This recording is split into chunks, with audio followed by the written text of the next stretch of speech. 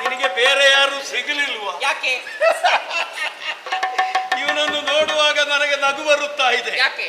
ಹಲಸಿನ ಹಣ್ಣಿನ ಮೇಲೆ ಅಳಿಲು ಕುಳಿತ ಹಾಗೆ ಕಂಡಿತು. ಸೇರಿನ ಒಳಗೆ ಕುಡುತ್ತೆ ಅಲುಗಾಡಿದ ಹಾಗಾಗಿತ್ತು. ಎಂತ ಜೊತೆ ಸ್ವಲ್ಪ ಆಯ್ಕೆ ಮಾಡುವಾಗ ಪ್ರಜ್ಞೆ ಬೇಡುವ. ನಿನ್ನಂತಹ ಪಾಪಿಗಳಿಗೆ ಒಳ್ಳೆದ್ದೆಲ್ಲ ನೆನಪೇ ಆಗುವುದಿಲ್ಲ. ನಿನಗೆ ಆ ಅಕ್ಕಿನ ಮೇಲೆ ಇತ್ತ ತೆಂಗಿನಕಾಯಿ ಹಾಗೆ ಕಾಣಲಿಲ್ಲ. ಸ್ವಸ್ತಿಕ ದರ್ಶನ ಆಗಬೇಕಾಗಿತ್ತು. ನಮ್ಮವರಲ್ಲಿ ನೀವು ಕಾಣುವುದೇ ಇಂತಹದ್ದನ್ನು. ಆದರೆ ಈ ಸ್ವಸ್ತಿಗೆಯಲ್ಲಿ ಆ ತೆಂಗಿನಕಾಯಿಯ ಒಳಗೆ ಅಕ್ಕಿ ಹುದುಗಿ ಹೋದಿತು.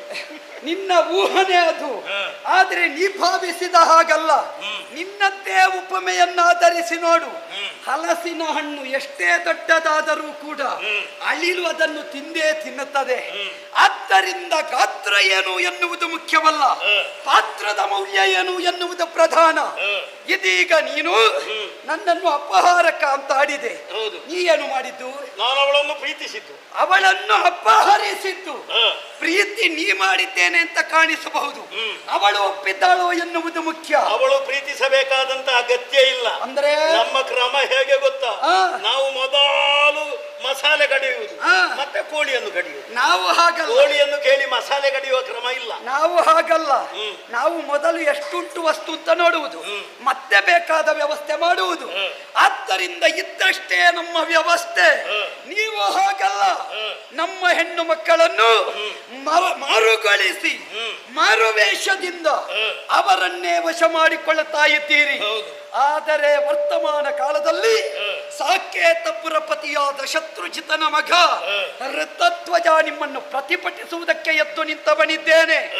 ನೀವು ಹೆಣ್ಣನ್ನು ಏನು ಅಂತ ಭಾವಿಸಿದಿರಿ? ಸುಖ ಪಡೆಯುವ ಯಂತ್ರ, ಹೆರುವ ಯಂತ್ರ ಅಷ್ಟೇ ಹೆಣ್ಣಿಗೆ ಪ್ರಾಧಾನ್ಯತೆ. ಆದ್ರೆ ಅದಕ್ಕಿಂತ ಹೆಚ್ಚು ಹೆಣ್ಣು ಮಕ್ಕಳಿಗೆ ನಾವು ಪ್ರಾಧಾನ್ಯತೆ ಕೊಡುವುದಿಲ್ಲ. ನಾವು ಹೆಣ್ಣನ್ನು ಎಂತಹ ಉನ್ನತ ಮಟ್ಟದಲ್ಲಿ ಕಂಡಿದ್ದೇವೆ ಬಳ್ಳೆಯ. ಹೇಗೆ? ಹೆಣ್ಣನ್ನು ದೇಶವೆಂದು ಭಾವಿಸ್ತೇವೆ, ಹೆಣ್ಣನ್ನು ದೇವಿ ಎಂದು ಆರಾಧಿಸ್ತೇವೆ. ಯತ್ರ ನಾರ್ಯಸ್ತು ಪೂಜ್ಯಂತೆ ರಮಂತೆ ತತ್ರ ದೇವತಾ.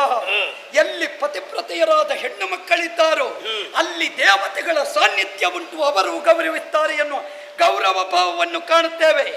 ನಾವು ಹೆಣ್ಣನ್ನು ಯಾವ ವಿಭಾಗದಿಂದ ನೋಡುತ್ತೇವೆ ಬಲ್ಲೆಯ? ನಾರಾಯಣನಿಗೆ ಲಕ್ಷ್ಮಿ, ಪರಮೇಶ್ವರನಿಗೆ ಪಾರ್ವತಿ, ಪರಮೇಶ್ವರಿಗೆ ವಾಣಿ, ದೇಶಕ್ಕೆ ಭಾರತಿ, ನಾಡಿಗೆ ಭುವನೇಶ್ವರಿ. ಹೆಣ್ಣು ಅಂದ್ರೆ ಸಂಸ್ಕಾರ, ಹೆಣ್ಣು ಅಂದ್ರೆ ಸಂಸ್ಕೃತಿ, ಹೆಣ್ಣು ಅಂದ್ರೆ ಮೌಲ್ಯ, ಹೆಣ್ಣು ಅಂದ್ರೆ ತಾಯಿ, ಹೆಣ್ಣು ಅಂದ್ರೆ ದೇವಿ, ಹೆಣ್ಣು ಅಂದ್ರೆ